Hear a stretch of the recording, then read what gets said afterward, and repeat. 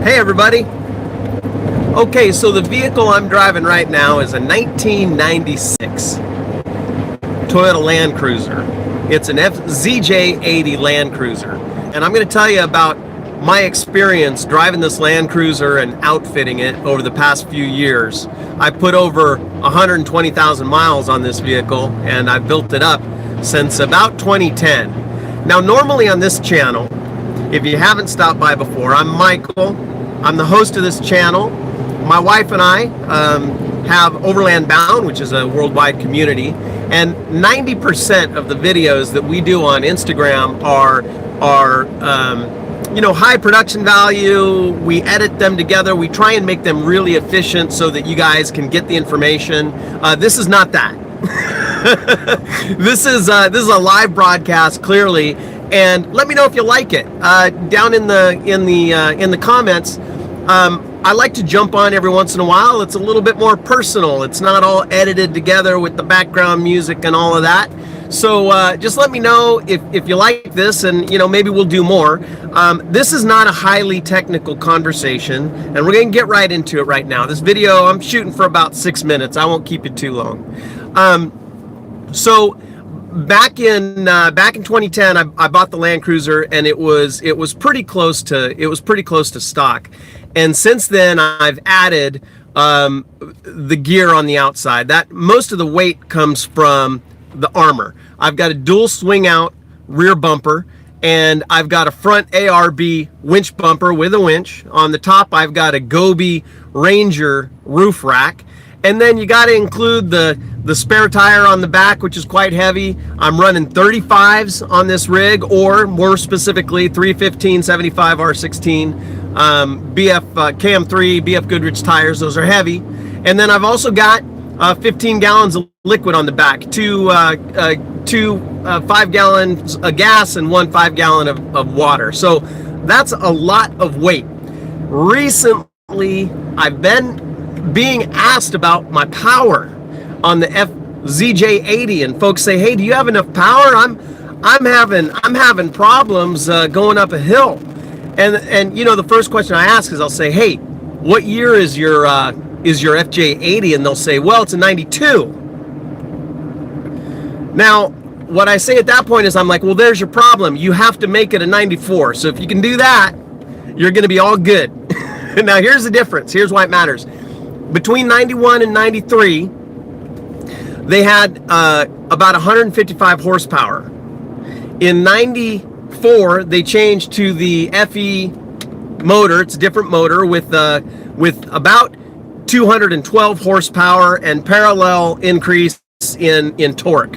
So that's a lot more power if you think about it, going from 155 to 212, and it makes a world of difference if you're going to have expedition weight or gear on it. And if you're a 91 or a 91 through 93 FJ80, not FZJ80, it's going to be a dog, especially if you put on 35s and the different armor. Now let me tell you about my experience with the 96 Land Cruiser.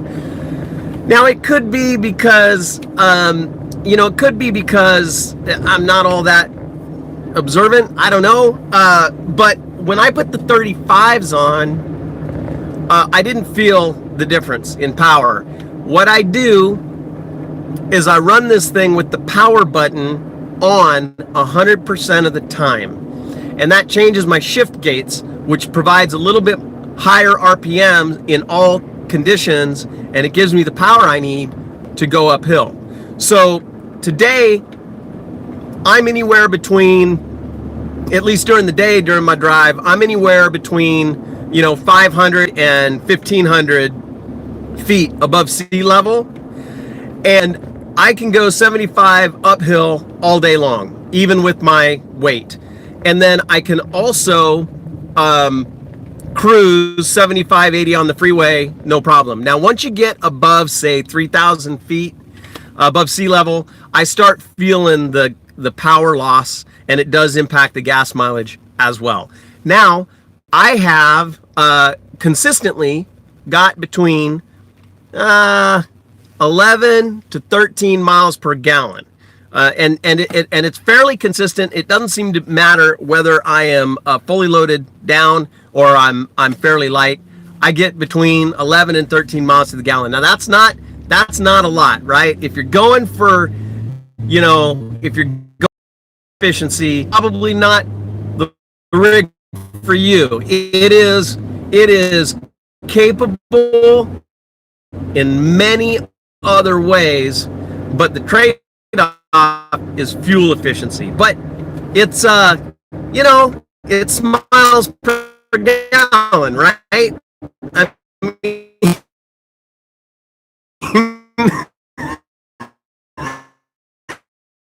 justification, but out there and have to go do what it is you're asking. Trade-off. And if you are in the market for an FJ cruiser for an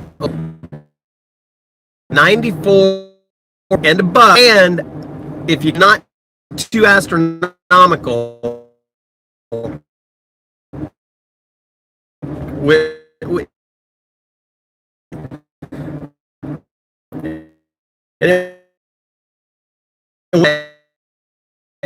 it wasn't that for some reason.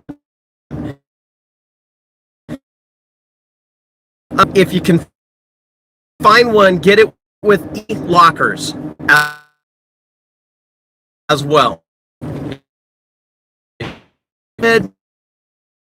Climbing over some rocks, and you go up it. Air tired, right? You can until you get one. And 1,000 miles now. So I put a lot of miles on this, and it's been great. All right, take you to broadcast. It is not an edited together broadcast. We have other videos that you'll really enjoy. And remember to look at it'll be up for a long time, but if you're watching it live now, come weekend on Sunday night, a rig walker, the Garage Shop Expedition Build 40 out in Carolina, and did you guys are really going to like that. It's an impressive build, and they, as of today, just hit the Continental Divide Trail, along and checking out how their journey is going. All right, you guys, hey, thanks for hanging out with me. I like this format. It's a little bit more personal. We get to know each other a little bit better. If you guys have any questions, please put them in the comment a little bit later on. And I hope you guys are having a great start to your week. Let's get out there and explore. And if you're not on a journey right now, let's start planning your next adventure. All right, we'll see you over there on the site and on the trail. Okay, bye. Now I got to figure out how to turn this thing off here.